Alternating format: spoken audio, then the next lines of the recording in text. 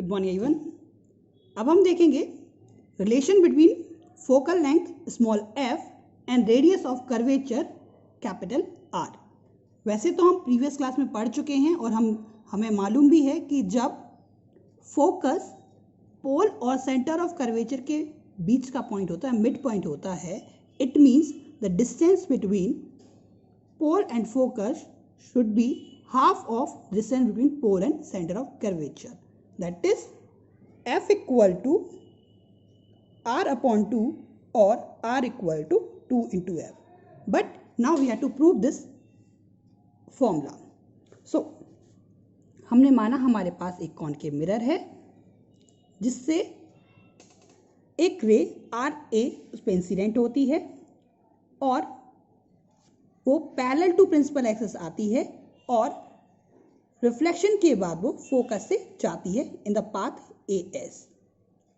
अगर हम इसकी बात करें तो नॉर्मल से अगर हम बात करें तो नॉर्मल अगर हम इसका ड्रॉ करें तो नॉर्मल कहाँ से ड्रॉ होगा? सेंटर ऑफ कर्वेचर से। हम पहले भी बात कर चुके हैं कि सेंटर से सर्कमफेरेंस तक का बीच का डिस्टेंस जिसे हम रेडियस बोलते हैं, रेडियस से क्या होगा? इसका नॉर्मल होगा। ठीक है, तो हम यहाँ देखें तो ये वाला angle R A C should equal to angle P C A. क्यों? क्योंकि R A parallel to this axis, principal axis, and C A behave as a straight line, ठीक, इंटरसेक्टिंग लाइन। तो by the alternative interior angle this angle should equal to this angle, that we can say angle R A C equal to angle R A C equal to angle A C P, that is equal to theta. Now हम जानते हैं law of reflection कहता है angle of incidence is equal to angle of reflection. It means R A C equal to C A S. So we can say angle R A C equal to angle S A C equal to theta, क्योंकि A C normal है, so angle incidence angle of reflection equal होंगे। Now R A C S A की equal है, r A c a C p equal है, और दोनों की value कितनी है? थीटा। अब हम अगर ट्राइंगल ए सी एफ लें तो इसमें हम देखेंगे by the exterior angle theorem we can say अगर ये भी थीटा है और ये भी थीटा है तो एक्सटीरियर थ्योरम के अकॉर्डिंग ये एंगल कितना हो जाएगा?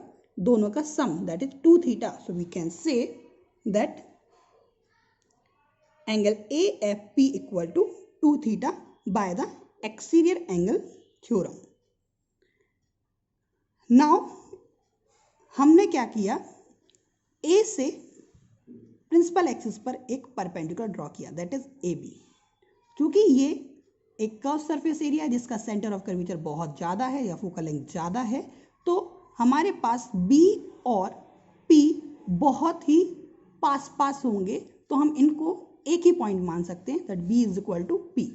ठीक है, now in triangle a b c and triangle a b f अगर हम दोनों में tan थीटा लगाते हैं तो क्या होता है? यहाँ देखें ए बी सी में देखें तो tan थीटा इक्वल टू क्या आएगा? Perpendicular a b upon base, that is b c, a b upon b c. Similarly tan 2 theta लगाया तो क्या आएगा? tan 2 theta equal to a b upon b f. Now जैसे हमने अभी बोला कि बी और पी लगभग एक ही पॉइंट है, बहुत पास है, तो इसको हम क्या बोल सकते हैं? बी की जगह हम पी भी लिख सकते हैं, बी को हम रिप्लेस कर सकते हैं। तो हम बी सी को पी सी और बी एफ को पी एफ लिखेंगे। साथ ही साथ थीटा और 2 थीटा भी दोनों ही बहुत ही छोटे एंगल हैं, तो हम जानते हैं अगर theta is very small so tan theta tends to theta and tan 2 theta tends to 2 theta. So now tan theta की जगह क्या रख लिया? Theta a b upon b को हमने किससे रिप्लेस कर दिया? पी से, तो a b upon b p c, and similarly 2 theta equal to a b upon p f. Now इस इक्वेशन में थीटा की वैल्यू यहाँ से रख दी हमने, तो हमने क्या रख दी? थीटा की जगह a b upon p c. अब ए बी से ए बी कैंसिल, तो क्या बचा?